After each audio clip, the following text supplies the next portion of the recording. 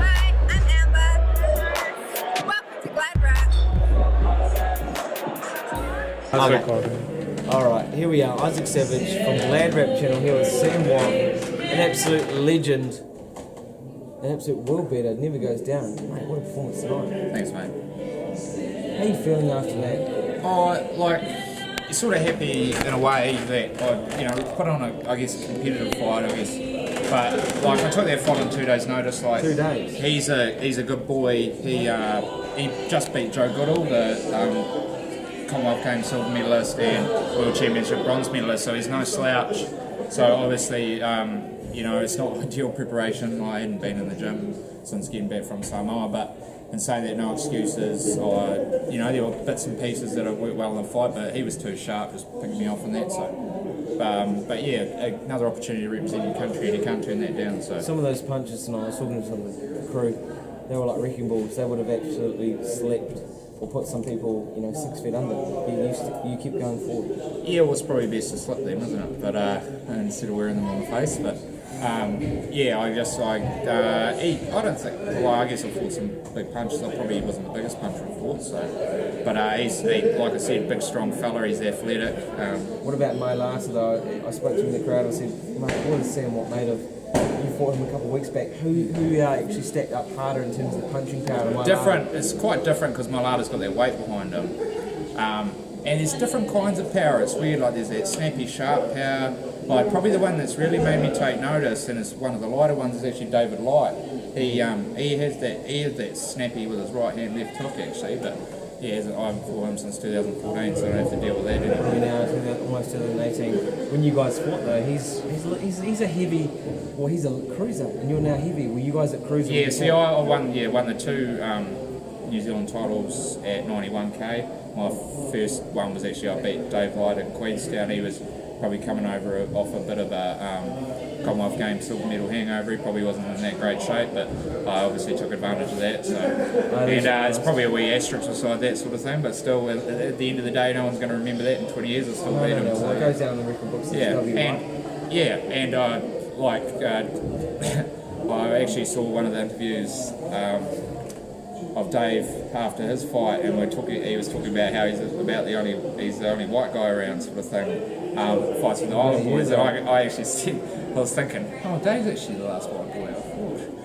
Because in saying that, the division you're in now, that probably is the last white guy fought, because it's mostly I remember that final in 2014, and my coach came up to me, he's like, I bet this is the first time in a while two white boys have fought in the final for the heavyweight title. So it's it's good fun. Good fun. Saying that, you've probably got, like what you said to, he's quite well known with the Polynesians, and you're from the South Island, a lot of the guys know you down there as well, and up here, you probably knew a few faces here tonight.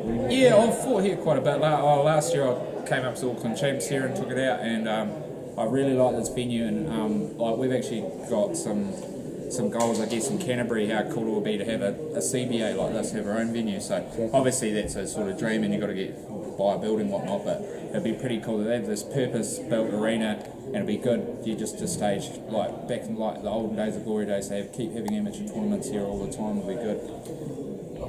Amazing, you said, this is so historic here at the ABA, there's not too much around like it.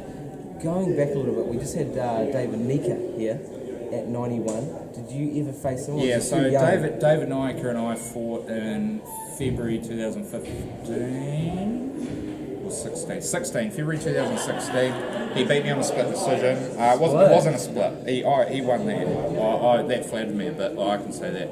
He's too sharp for me, but I gave him a good tussle anyway. And he probably popped a few on you. You probably rocked him a two, but mutual respect afterwards. Oh yeah, we never disliked each other anyway. It's just two good competitors, and obviously he's got a few advantages athleticism wise, and he's a carded athlete and everything, and I've just got to sort of battle my way through, I guess. So going back to Mailata, I said to Mailata tonight, how was Sam, what made it? And he goes, he's just a friggin' tough farm boy. What is? I mean, is your dad a boxer? Oh, where does the chin come from? Dad boxed a bit. I don't know where the farm boy comes from. I've never been a step foot on a farm in my life. Well, that's probably just what he thought then. Yeah, they probably just think, oh, he's down south. They all live on the farm. But yeah, true. Yeah, Dad boxed in Oceania. They used to, back in the day, that used to be massive boxing, like in the small rook. Like they had 9 boxers at the national champs. Oceania, a small little town in Central Otago. They sent 9 boxers to national champs. They won 8 New Zealand titles, and he got silver, and he got beaten by another Oceania boy. So that's how strong he used to be back in the day with a little town. So. I was sort of just boxing for rugby fitness, and then it wasn't too bad. I had a few fights, and Boxing's probably taken you a few places, obviously all around New Zealand and abroad. Yeah, you've been to Australia, Samoa, and stuff like that. So it's been cool of representing New Zealand now, so a couple of times now. So at the end of the day, I'll get look back and enjoy that, and look back in the record books. There's 4 New Zealand titles and my name in them. But it's probably not that impressive who I've beaten sometimes for them, but I can only beat who's in front of me. So well, you've certainly made it hard for anyone that's in front of you, and there's no stopping you. Into 2017 now. What's next for 2018? Oh, I'll probably sort of. Yeah, I'm an accountant, so I need my brain. So. That accountant. Yeah, get on the spreadsheet. So. What happens when you go to work in the morning with the tie on and a black eye? I get a little bit of stick sometimes, but I says, I should have got out of the way of that one. But but that's all right. It'll make those meetings quite interesting, and it's a very interesting point. You don't know many accountants that box. I mean, does it make you think about what you do outside of work to now? Like, what do you choose at the end of the day? Is this a hobby you want to keep pursuing it? I honestly do feel that obviously the way I fight as well, I take a few. It's probably get better defence, but it's something I can't just keep doing this, winning these tough man contests sort of thing. So I've probably retired about 4 times, but I've got a date set, Nationals in Christchurch next year. Yeah, what date's that? October the 2nd to October the 6th. I think that'd be almost a romantic way to end in Christchurch. And where are you working in Christchurch? Is it a big one? I actually work for the Canterbury Rugby Union, the Crusaders. I'm their accountant, so there you go.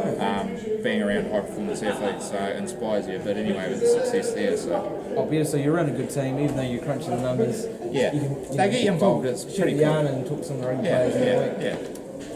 No, it's pretty cool. So I've only been in there for 4 months, so hopefully just continue on there and enjoy it. Well, interesting fact, those watching back home would never know that, and thank you for admitting it tonight. It's sensational in that sense. For those watching back home, it's been awesome chatting tonight. I didn't even know some of the things you talked about tonight. Anything you want to say back to everyone watching back home? Canterbury, New Zealand, abroad? Well, I think this is just a good opportunity to really push that the Nationals are in Christchurch next year, 2nd and 6th of October, and if you're watching any of their fights tonight, there's going to be that sort of talent around. So really get on board, like the Canterbury Boxing Association on Facebook, so you can get all the information about our other upcoming amateur tournaments, because to support amateur boxing around Canterbury, around the South Island, get to the Nationals, buy the corporate tables, whatever, so get more money in the sport and really support it, because as you can see, there's some bloody good scraps tonight. There you have it, guys. Sam Watt, an absolute legend, can take a sledgehammer shot and is an accountant. So, beautiful work. Thank you. Yeah.